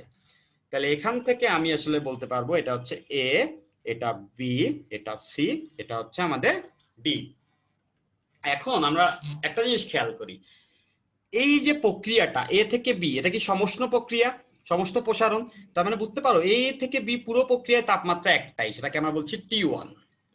আবার দেখো এই প্রত্যেকটা বিন্দুর তাপমাত্রা কিন্তু T1, কোথাও চেঞ্জ হয়নি। ওকে, এখন যখন বি থেকে সিতে আসে সেটা কিন্তু আবার রুদ্ধতাপীয় প্রসারণ। রুদ্ধতাপীয় প্রসারণের ক্ষেত্রে আমরা ওয়ার্ক ডান কিন্তু দেখেছি। ওয়ার্ক ডান কি পেয়েছি? ওয়ার্ক ডান পেয়েছি ওই যে একটু সূত্র মনে করো, nR1 - গামা T2 - T1। নিশ্চয়ই খেয়াল করেছো যে আমি একটা কথা বলে রেখেছিলাম, আবার বলি 1 - গামা, এটাকে কি বলা যেতে পারে? ডিটি, তাপমাত্রার পরিবর্তন। এখন দেখো তাপমাত্রার পরিবর্তনটা যদি নেগেটিভ হয় আর এইটা গামা তো একের থেকে বড়, তাহলে এই গুণফলটা সবসময়, এই বিয়োগফলটা সবসময় নেগেটিভ। দুইটা নেগেটিভ মিলেই কাজটা তখন কি হয় বলতো? কাজটা তখন পজিটিভ হয়। আর প্রসারণ মানেই পজিটিভ, মানে আয়তন বাড়া মানেই তো পজিটিভ কাজ। নিশ্চয়ই বুঝতে পারছি। তার মানে মধ্যা কথা, রুদ্ধতাপীয় প্রসারণে বি থেকে যখন সিতে আসে, বি থেকে যখন সিতে আসে, যেহেতু আয়তন বেড়ে যায়, ডান দিকে সরে আসে, ভি বেড়ে যায়, এদিকে সরে আসে। বুঝতেই পারছি, এখান থেকে এখানে আসা মানে এদিকে আগায় আসা, মানে ভি বেড়ে যাওয়া। আয়তন যেহেতু প্লাস পজিটিভলি বাড়ে, তার মানে কাজটাও পজিটিভ। এবং পজিটিভ কাজ হতে হলে আমরা দেখেছি তাপমাত্রার পরিবর্তন হতে হবে নেগেটিভ, কারণ এখানে অলরেডি নেগেটিভ আছে, দুইটা নেগেটিভ মিলে না পজিটিভটা আসবে। তাপমাত্রা পরিবর্তন নেগেটিভ হবে বলতে T2টা কিন্তু T1 থেকে ছোট হতে হবে এবং তাপমাত্রা চেঞ্জ হতে হবে রুদ্ধতাপীয়। তার মানে এই বিন্দু পর্যন্ত কিন্তু আমাদের টেম্পারেচার T1 আমরা দেখতে পাচ্ছি, এই বিন্দু পর্যন্ত টেম্পারেচার T1। বাট বি থেকে সিতে আসার সময় তাপমাত্রা চেঞ্জ হয়ে এখানে এসে কত হয়ে যাবে? T2। এবং নিশ্চয়ই বুঝতে পারছো T1 কিন্তু T2 এর থেকে বড়। কেন? কারণ আমরা দেখেছি রুদ্ধতাপীয় প্রসারণ হলে তাপমাত্রা কমতে হয়, যেহেতু এইটাকে নেগেটিভ হতে হবে ডিটিকে। তাহলে T2 আসলো। আবার সি থেকে ডি কিন্তু খেয়াল করো সমষ্ণ সংকোচন, মানে এই সি থেকে ডিতে যাওয়ার পথে আবার তাপমাত্রা চেঞ্জ হবে। এখানে এসে যে T2টা পাইছে, পুরো পথে কিন্তু এই T2টা ডি পর্যন্ত T2 মেনটেন করবে। বুঝতে পারছি? আবার ডি থেকে যখন এতে যাবে, এবার সমষ্ণ সংকোচন মানে কাজটা মাইনাস, মানে আয়তনও মাইনাস হয়েছে, যেহেতু আয়তন কমছে, দ্বি থেকে আসলে আয়তন এই ডান দিক বাম দিকে সরে গেছে, তো আয়তন কমেছে, কাজটা মাইনাস হলে ডিটিটা কি হতে হবে প্লাস, ডিটিটা যদি প্লাস হয় এখানে তো অলরেডি মাইনাস, প্লাস মাইনাসে গুণ হয়ে মাইনাস কাজ হবে, তার মানে এবার তাপমাত্রা বাড়তে হবে, তার মানে টি2টা আবার বেড়ে এসে এ থেকে ডিটি আসলে টি1 হয়ে যায়। মানে নিশ্চয়ই তোমরা বুঝে ফেলেছো আমার কথা সামারি, সেটা হচ্ছে এই এ থেকে বিতে যাওয়ার সময় থাকে টি1, আবার সি থেকে দিতে যাওয়ার সময় থাকে টি2, আর এই মাঝে এই রুদ্ধতাপীয়তা দিয়ে তাপমাত্রা কমায়, আবার এই রুদ্ধতাপীয় সংকোচন দিয়ে তাপমাত্রাটা বাড়ায়।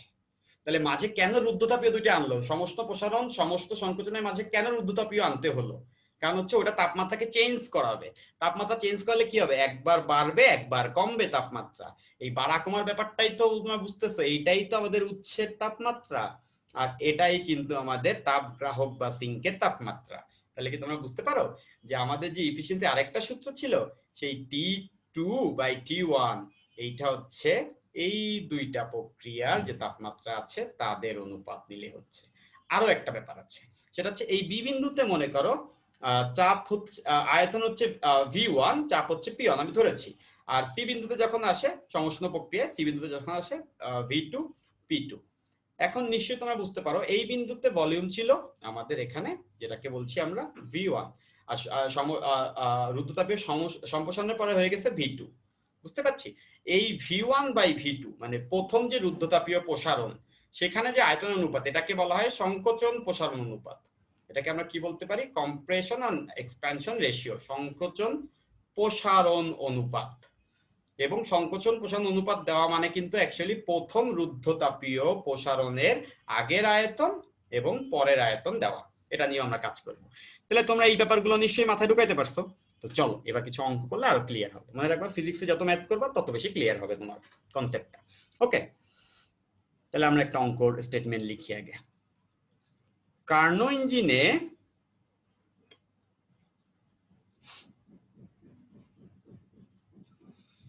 সংকোচন প্রসারণ অনুপাত,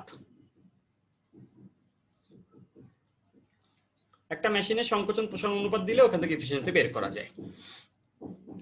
1:6 হলে দক্ষতা কত? যেখানে দেওয়া আছে গামার ভ্যালু 1.4, মানে ডায়াটমিক যেটা। তো কি করব, আমরা জানি V1/V2 সেইটা ইকুয়াল দেওয়া আছে 1/6। V1/V2 এর পরিচয়টা নিশ্চয়ই তোমরা সবাই দেখেছো, তখন আমি এগুলো নিয়ে চলে এলাম। এখান থেকে এখানে এই যে কার্নো সাইকেল, এইখানে যদি ভলিউম V1 হয়, এখানে V2, এই প্রক্রিয়াটা কেমন প্রক্রিয়া আমরা দেখেছি, এটা হচ্ছে রুদ্ধতাপীয়। তাহলে আমরা এবার একটা ব্যাপার খেয়াল করি, T এবং V এর সাথে রুদ্ধতাপীয় প্রক্রিয়ার সম্পর্ক কত? T to the power T into V to the power gamma minus 1, এটা কনস্ট্যান্ট হয় রুদ্ধতাপীয় প্রক্রিয়ায়, তাপমাত্রা এবং আয়তন। তাহলে এটা লিখতে পারবো T1 V1 to the power gamma minus 1, T2 V to the power gamma minus 1। তাহলে দেখো তো T2/T1, এটাকে লিখতে পারবো V1/V2 whole to the power gamma minus 1। তাহলে এই অনুপাতটা দেওয়া আছে সংকোচন প্রসারণ রেশিও, যেটা হচ্ছে 1.6, গামার ভ্যালু 1.4 মাইনাস 1। এইখান থেকে কিন্তু আমরা T2/T1 এর একটা ভ্যালু পাবো। তো ওই যে সবসময় ক্যালকুলেশনকে অবজ্ঞা করবে না, অবশ্যই ক্যালকুলেশনকে প্রায়োরিটি দিবে।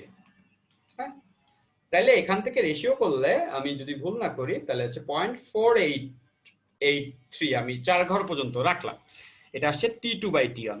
কি লাভ, এইখানের টেম্পারেচার তো T1, এখানে তো T2, বুঝতেছি সমস্ত প্রসারণের তাপমাত্রা আর সমস্ত সংকোচনের তাপমাত্রা। এইটা যদি পেয়ে যাই, নিশ্চয়ই তুমি বুঝতেছো দক্ষতা এবার পেয়েছি। কিভাবে দক্ষতা পেলাম? দক্ষতা সূত্র আমরা জানি যে 1 - T2/T1 ইন্টু 100%। তো T2/T1 এখানে পেয়েছি, এই পুরো ভ্যালুটা আমরা পেয়েছি, যেটা হচ্ছে এই যে পুরো ভ্যালুটা আমরা ওখান থেকে বের করে রাখছি, যেটা হচ্ছে 0.4883। চলো আমরা ক্যালকুলেশন করি। তাহলে এই মেশিনের এফিসিয়েন্সি আসে 51.17, বেশ মোটামুটি খারাপ না, একদম 50% থেকে তো বেশি সে আসলে এফিসিয়েন্সি দেখাচ্ছে, তাই না? 51.17 আসছে এটা আনসারটা। ঠিক আছে, এটাও একটা বুয়েটের অঙ্ক। ঠিক আছে, নিশ্চয়ই তোমরা তাহলে এই পুরো ব্যাপারটা ধরতে পেরেছো। আচ্ছা, এখন আমরা একটু চিন্তা করব যে আসলে এই প্রক্রিয়াটা কিভাবে হলো। হ্যাঁ, তো এই ক্ষেত্রে আমাদের আরেকটি চ্যাপ্টার লাগতো, যেটা হচ্ছে এসএইচএম বা সিম্পল হারমোনিক মোশন। বাট ওটার একটা বেসিক আমরা একটু মাথায় নিতে পারি। সেটা হচ্ছে মনে রাখবা, যে কোনো সুষম বৃত্তীয় গতি মানে কোনো একটা বস্তু সুষম বৃত্তীয় গতিতে, মানে এরকম একটা বস্তুকে দড়িতে বেঁধে একটা একটা নির্দিষ্ট বা ধ্রুবক ওমেগাতে যদি তুমি ঘুরাও, তার প্রজেকশনটাই কিন্তু হচ্ছে কি আমাদের সরল সন্ধিত স্পন্দন, এসএইচএম মানে সিম্পল হারমোনিক মোশন। এইটার যে ছায়া পড়বে, এই ছায়াটা যে আপ ডাউন করবে, বুঝতে পারো, এটা যখন এভাবে ঘুরবে, এই ছায়াটা কিন্তু একবার উপরে উঠবে। এটা সেই পাশ থেকে যদি আমি লাইট ফেলতাম, এই ছায়াটা কিন্তু একবার এই ঘুরে যখন এই পিকে আসতো, বুঝতেই পারছো, এটা যখন ঘুরতে ঘুরতে দড়ি একদম মাথায় আসতো, তখন ছায়া কিন্তু এখানে পড়তো। এভাবে করে একবার শ্যাডোটা উপরে যাবে, ঠিক তেমন করে ঘুরে ঘুরে যখন নিচে চলে আসবে, তখন কিন্তু আবার শ্যাডোটা নিচে আসবে। এই রেডিয়াসটা যদি হয় আর, তাহলে বুঝতেছো এটার পর্যায়কাল হবে প্লাস আর এবং হচ্ছে মাইনাস আর। এটা হচ্ছে সাম্যাবস্থা, যেখানে সরণ 0। তাহলে খেয়াল করে দেখো, নরমালি বুঝবা, স্পটলাইট দিয়ে দেখাই, এটা যদি এইভাবে করে ঘুরতে থাকে সুষম বৃত্তীয় গতিতে, তার যদি ছায়া নেই, তাহলে ও যখন ঘুরে উঠবে, ও কিন্তু এভাবে করে আপ ডাউন করবে। তার মানে এই যে আপ ডাউনটা যে করতেছে, এইখানে যে কণাটার আমরা মোশনটা পাচ্ছি, এইখানে যে কণাটার আমরা মোশনটি পাচ্ছি, যে এইখান থেকে উপরে যায় একবার, নিচে যায় একবার, এটা হচ্ছে পজিটিভে যাচ্ছে বা নেগেটিভে যাচ্ছে, এই মোশনটিকে আমরা বলছি হচ্ছে সিম্পল হারমোনিক মোশন বা সরল সন্ধিত স্পন্দন। তাহলে সুষম বৃত্তীয় গতির যে প্রজেকশন বা ছায়া, সেটাকে সরল সন্ধিত স্পন্দন বলা যেতে পারে। এটা একটা স্ট্যান্ডার্ড ডেফিনিশন হতে পারে। সব থেকে সিম্পল হারমোনিক মোশন, আসলে সব থেকে যেটা সিম্পল হারমোনিক মোশন সেটা। তাহলে তোমরা যখন আরেকটু বড় হবে, তখন দেখবে যে ড্যাম্পিং বলে একটা ব্যাপার আছে। এনার্জি যখন লিক করে, একটা কণা যখন কাঁপতে কাঁপতে শক্তি ছেড়ে দেয়, অন্য কোনো শক্তিতে কনভার্ট করে, তখন ওর কম্পন স্লো হতে থাকে, যেমনটা করে আমাদের হার্টবিট হয়, তাই না? তোমরা দেখেছো না, ওই যে হসপিটালে রুগীদের, দুর্বল রুগীদের হচ্ছে হার্টবিট সবসময় কনস্ট্যান্টলি একটা সিগন্যাল দিয়ে মাপে, তাই না? হার্টবিট কমে যাওয়া মানে সিগন্যালটা ছোট হয়ে আসা, মানে কি তার হার্ট বেশি পাম্প করছে না।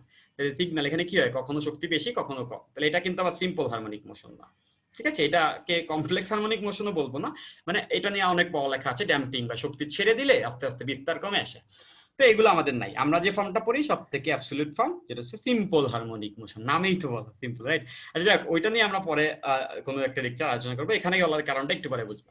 তাহলে তুমি বুঝতেছো, একটা বস্তু ঘুরলে তার সঙ্গে সিনক্রোনাসলি একটা বস্তু লাফাচ্ছে, এটা ঠিক। যেমন এই যে এইটা এইভাবে করে ঘোরা, মানেই তার প্রজেকশনটা কিন্তু সিম্পল হারমোনিক আছে, মানে ওর ভিতরেই আছে সিম্পল হারমোনিক মোশন। এটা কেন বলছি, এটা কিন্তু একটা বেশ চমৎকার এক্সাম্পল আমরা দেখি আমাদের চারপাশে, খুব কমন। সেলাই মেশিন, হাতল ঘুরাইলে দেখবা হাতলটা কিন্তু সুষম বৃত্তীয় গতিতে ঘোরে, আর সুচটা, নিডলটা কিন্তু আপ ডাউন করতে থাকে, এরকম না? তোমরা দেখেছো ছোটবেলায় বাংলাদেশের একটা ঐতিহ্যবাহী মেশিন হচ্ছে সেলাই মেশিন, তাই না? একটা ঐতিহ্যবাহী কোম্পানি বলছে। আচ্ছা যাই হোক, তো এই যদি সেলাই মেশিন হয়, তোমরা দেখেছো সেলাই মেশিনের এরকম করে একটা হাতল থাকে আগের যুগের, এখন বর্তমানকালে মোটর লাগায় দেয় ডিরেক্ট। তো এইটা হাত দিয়ে ঘুরানো হয়, হাতলটাকে হাত দিয়ে ঘুরানো হইতো। হাতলটাকে হাত দিয়ে যখন ঘোরানো হইতো, এইখানটাতে একটা নিডল থাকতো, এই নিডলটা সুচ থাকতো, এইটা কিন্তু উপরে নিচে কি করতো, আপ ডাউন করতো। এটা যত জোরে ঘুরাবা এই নিডলটা, এটা যত জোরে ঘুরাবা নিডলটা তত আপ ডাউন করবে। বুঝতেছে? এই যে সুষম বৃত্তীয় গতি, আর এটা হচ্ছে সিম্পল হারমোনিক মোশন। বুঝতেই পারছি যে বৃত্তীয় গতির ভিতরেই আসলে আছে এটা। আবার ঠিক উল্টোটাও কিন্তু আমরা দেখি, যে এখানে কি হয়েছে, এটা ঘুরাইছি, ঘূর্ণন থেকে সিম্পল হারমোনিক পাইছি, সিম্পল হারমোনিক মোশন থেকে আবার ঘূর্ণন কোথায় পাই, গাড়িতে। আমরা যে অটোমোবাইল বা হচ্ছে গাড়ি ঘোড়া নিয়ে আলোচনা করব, সেখানে কি হয়, পিস্টন পাম্প বলে একটা ব্যাপার থাকে। পিস্টনের একটা সিলিন্ডার থাকে এখানে, এরকম একটা সিলিন্ডার আছে, যেটার ভিতরে একটা পিস্টন থাকে। এই যে দেখতে পাচ্ছ, আমরা এখানে একটা পিস্টনের ছবি আঁকছি, মানে এটার ভিতরে এরকম একটা পিস্টন আছে, যেটা এই পিস্টন পাম্প, এটা হচ্ছে পিস্টন পাম্প, তার ভিতরে এটা নাড়াচাড়া করতে পারে। মানে এইটার ভিতরে, এই পিস্টনের ভিতরে, এই এই যে পিস্টন যেটা আছে, সেটা হচ্ছে এই পুরো প্রকোষ্ঠটার ভিতরে এভাবে করে নাড়াচাড়া করতে পারে। হ্যাঁ, এটা হচ্ছে পিস্টন, উপরে নিচে উঠতে পারে। তাহলে এখন চিন্তা করে দেখো, কোনোভাবে যদি আমি এই পিস্টনটাকে উপরে নিচে আপ ডাউন করাইতে পারি, এই উপরে নিচে যদি কোনোভাবে এটাকে আমরা আপ ডাউন করায় ফেলতে পারি, সেক্ষেত্রে কিন্তু আমাদের বড় সড়ো একটা অ্যাচিভমেন্ট। এই পিস্টনকে উপরে নিচে আপ ডাউন করাতে পারলে, খেয়াল করে দেখো, পিস্টনটা যদি এখান থেকে একবার উপরে যায় একবার নিচে যায়, তার মানে এই কাটার মতো সে হচ্ছে গিয়ে নড়ছে, ওই যে নিডলটা বা সূচের মতো সে কাঁপছে, তাহলে ওর সঙ্গে আনুষঙ্গিক ভাবে তাল মিলিয়ে কিছু একটা তো ঘুরতে হবে, কিছু ঘুরলে কিছু কাঁপছে, কিছু কাঁপলে কিছু ঘুরবে উল্টো ভাবে। তাহলে সেটা কি হবে? সেটা হবে হচ্ছে আমাদের গাড়ির চাকাটা। তাহলে আমাদের যে চাকাটা আছে, যে অটোমোবাইলের মেইন কাজটা কি আসলে, যে কোনো গাড়ির মেইন কাজটা কি? কাজটা হচ্ছে একটা চাকাকে ঘোরানো। চাকাকে ঘুরাইলে ওই জিনিসটা সামনের দিকে আগায় যাবে, তাই না? সামনের দিকে আগাবে। তার মানে বুঝতে পারো যে এইখানে যদি পিস্টনকে অসিলেট করাইতে পারি, তাহলে গাড়ির চাকা একটা সুষম বেগে ঘুরবে। পিস্টনকে যত জোরে অসিলেট করাবো তত চাকা জোরে জোরে ঘুরবে। বুঝতে পারছি? তাহলে সেলাই মেশিনের যে মেকানিজমটা আছে ঠিক তেমন করে হচ্ছে চিন্তা করতে হবে এই ব্র্যান্ডের নামটা কি। আচ্ছা, সেলাই মেশিনের যে হাতল ঘুরাইলে সুচ ওঠানামা করে, আর এখানে হচ্ছে সুচের মতো করে পিস্টন ওঠানামা করলে চাকা ঘুরে, ঠিক উল্টো। তার মানে বুঝতেছি অটোমোবাইলের মেইন বেসিক তো এইটা। বুঝতে পারছি? এখন হচ্ছে এটা তো নরমালি কাঁপবে না, আমাদের নিশ্চয়ই পিস্টনটাকে আপ ডাউন করাইতে হবে। এইটাকে কিভাবে করাবো? মনে করো এর নিচে আরেকটা প্রকোষ্ঠ আছে, নিচে উপরে মানে যেখানেই হোক, যেখানে থাকতে হবে ওখানে থাকবে আর কি, একটা মডেল করলেই হয় বাহ্যিক সব আনুষঙ্গিক নিয়ে। এইটা হচ্ছে আমাদের ফুয়েল পাম্প। এটা কি ছিল? Piston pump. এটা হচ্ছে ফুয়েল পাম্প। ফুয়েল পাম্পের ভিতরে একটা স্পার্কার থাকে, যেটা ওই যে আমরা দেখি না টাচ সুইচ, বা হচ্ছে যে সুইচ স্টার্ট, চাপ দিলে গাড়ি স্টার্ট হয়ে যায়। ইদানিং কালে, আগে তো প্যাডেল মারতে হইতো বা অনেক ঝামেলা ছিল, তাই না? তো দেখবা যে বটবটি যে ঘাট এইগুলো আছে, লঞ্চ গুলো আছে বা টলার গুলো আছে, ওগুলো দড়ি দিয়ে টানে টানে অনেকক্ষণ স্টার্ট দেয়। তো এটা হচ্ছে স্পার্কার, স্পার্ক করাইতে হয় বা একটা ইনার্শিয়া দিয়ে দিতে হয়। যাই হোক, এইখানে একটা অটো স্পার্কার থাকে লাইটারের মতো, আগুন একটু জ্বলে থেমে যায়। তো এইটা চালানোর জন্য একটা ডেডিকেটেড ব্যাটারি থাকে। এটা ছোট্ট একটা ব্যাটারি জোড়া থাকে মেশিনের সঙ্গে, ওই ব্যাটারিতে চার্জ থাকে। ওটার কাহিনীতে আমরা আপাতত না যাই, ওটা আবার ডাইনামো মডেল। ধরে নাও একটা ছোট ব্যাটারি দিয়ে দেয় ওরা, অনেকদিন চলে। ওই ব্যাটারি চার্জ ইউজ করে সুইচ চাপ দিলে এখানে একটা আগুনের ফুলকি জ্বলে। আগুনের ফুলকি জ্বললে কি এখানে বার্ন হওয়া শুরু হবে না? আগুনের ফুলকি জ্বলে মানে এখানে আগুন জ্বলে যাবে। এখন এখানে মনে করো ফুয়েল আছে। ফুয়েল মানে তো তোমরা সবাই বুঝো। এইখানে মনে করো যে তেলটা বা যে জ্বালানি ওইটা আছে, এটা স্পার্ক করলে কি এখানে ফুয়েলে স্পার্ক করে না? আমি কিন্তু একদম বেসিক অংশটা বলছি। ফুয়েলের ভিতরে আগুন জ্বলে যায়, ফুয়েলে আগুন জ্বলে গেল মানে কি? ফুয়েলে তাপ দিলাম। তো তাপ গতিবিদ্যার প্রথম সূত্র থেকে আমরা দেখেছি, যদি তাপ শক্তি সরবরাহ করি তাহলে প্রথমে ফুয়েলের অভ্যন্তরীণ শক্তি মানে গ্যাস, ফুয়েল যেটা তাপ পেয়ে গ্যাসিয়াস স্টেটে আছে ফুয়েলটা, তাপে অভ্যন্তরীণ শক্তি চেঞ্জ হবে, পাশাপাশি বাহ্যিক কাজ পাবো। এটা তো আমরা জানি, যতটুকু তাপ দিব তাপ শক্তি, কিছু অভ্যন্তরীণ শক্তি চেঞ্জ হবে আর কিছু হচ্ছে বাহ্যিক কাজ পাবো। ঠিক আছে? তাহলে যখন তুমি এখান থেকে আগুন দিলা, এখান থেকে বার্ন করাইলে, ফুয়েলের ভিতরে তাপ শক্তি গেল। তাপ শক্তি গেলে বুঝতেছো অভ্যন্তরীণ শক্তির পাশাপাশি একটা যে পাই সেটা হচ্ছে বাহ্যিক কাজ। বাহ্যিক কাজ মানে কি? বাহ্যিক কাজ করেছে মানে আয়তনের পরিবর্তন হবে। আমরা জানি DW = PdV, মানে আয়তন কি হয়ে যাবে? বেড়ে যাবে। তাহলে এই যে পিস্টন পাম্পটা আছে, এর ভিতরে গ্যাসের আয়তন হঠাৎ করে বেড়ে গেল। ওই যে সমষ্ণ সম্প্রসারণ হয়, প্রথমে সম্প্রসারণে আয়তন গেল বেড়ে। আয়তন যদি বেড়ে যায় তাহলে কি তোমরা বুঝতে পারো যে এই আয়তন বেড়ে গেলে এইখান থেকে একটা প্রেসার ক্রিয়েট করবে। এখান থেকে উপরের দিকে এই গ্যাসের আয়তন বেড়ে গেছে, যে ফুয়েলটা ছিল ওরা আয়তন বাহ্যিক কাজ করছে, বেড়ে গেলে কিন্তু সে এখানে একটা প্রেসার দিবে এই দেয়ালে। প্রেসার দিলে যদি কোনোভাবে এখান থেকে ঢুকতে পারে, সে এখানে একটা কপার টিকা আছে। কপার টিকা মানে কি? ধাক্কা দিলে একদিকে যাইতে পারে ফ্লো। তাহলে এদিক থেকে প্রেসার পেয়ে গ্যাস কিন্তু তুমুল বেগে হচ্ছে গিয়ে এই আমাদের পিস্টন পাম্পে ঢুকে গেল। গিয়ে এই গ্যাস কি করবে? আয়তন যেহেতু বাড়তেছে, সে তো জায়গা বাড়াচ্ছে, সে গিয়ে কিন্তু এই পিস্টনের উপর একটা প্রেসার দিবে বা ধাক্কা দিবে। এই ধাক্কা যদি পিস্টনে দেয়, বুঝতে পারো একটা ব্যাপার, পিস্টনে ধাক্কা দিলে কিন্তু এই পিস্টনটা উপরের দিকে উঠবে। এরকম ছিল, এই যে ফুয়েলটা আয়তনে বেড়ে ধাক্কা দিল, তাহলে পিস্টনটা গেল উপরের দিকে। এখন একটা নির্দিষ্ট পর্যায়ে যাওয়ার পরে যখন প্রসারণ হবে, দুইটা প্রসারণ প্রক্রিয়া আছে, সমস্ত সম্প্রসারণ, রুদ্ধতাপীয় সম্প্রসারণ। দুই প্রক্রিয়াতেই তো আয়তন বাড়তে থাকে। তাহলে যতক্ষণ পর্যন্ত আয়তন বাড়তে থাকে ততক্ষণ পর্যন্ত ধাক্কাইতে থাকে, ততক্ষণ পর্যন্ত পিস্টনটা উপরে ওঠে। ঠিক তেমন করে তারপরে দুটি প্রক্রিয়া কি? তারপরে সংকোচন। সংকোচন হলে আয়তন কমে যায়, সিস্টেমটা আবার ছোট হয়ে আসে। ছোট হয়ে আসলে গ্যাসটা আবার উল্টো দিকে রওনা হয়, মানে নিচে নেমে আসে, ফুয়েল পাম্পের ভিতরে আবার ঢুকে যায়। তাইলে এই বস্তুটা আবার তার ধাক্কা দিয়ে উঠাইছে, গ্যাস যদি চাপ কমায় দেয় তাহলে ও আবার কি হয়ে যাবে? ওর ওজনে নিচে পড়ে যাবে। তাহলে বুঝতে পারতেছো, ওই গ্যাস যখন প্রসারিত হয় তখন এটা উপরে ওঠে, যখন সংকুচিত হয় তখন এটা কি হয়? নিচে নেমে আসে। এটা আরো কমপ্লিকেটেড মডেল, বাট আমরা বেসিকটা বুঝে ফেলছি। বেসিকটা বোঝাটাই আসলে সব থেকে ইম্পর্টেন্ট সবকিছু। তারপরে তো তুমি ওটাকে আরো সফিস্টিকেটেড বা পলিশ করতে পারো। তাহলে যেটা হচ্ছে, যখন প্রসারণের দুইটি চক্র চলে, রুদ্ধতাপীয় বা সমষ্ণ, তখন কিন্তু আয়তন বাড়তে থাকে, তখন হচ্ছে পিস্টনটা উপরে ওঠে। আর যখন সংকোচন চলতে থাকে, সমষ্ণ সংকোচন বা রুদ্ধতাপীয় সংকোচন, তখন যেহেতু গ্যাসটা নিচের দিকে চলে আসে, তখন ওই পিস্টনটা আবার নিচে চলে আসে। তাহলে একবার উপরে একবার নিচে। যদি সাইক্লিক অর্ডারে চলতে থাকে তাহলে কি তোমরা বুঝতে পারো যে এই গ্যাসের এই প্রক্রিয়াগুলোর কারণে এই পিস্টন ধাক্কা খেয়ে এভাবে করে অসিলেট করে।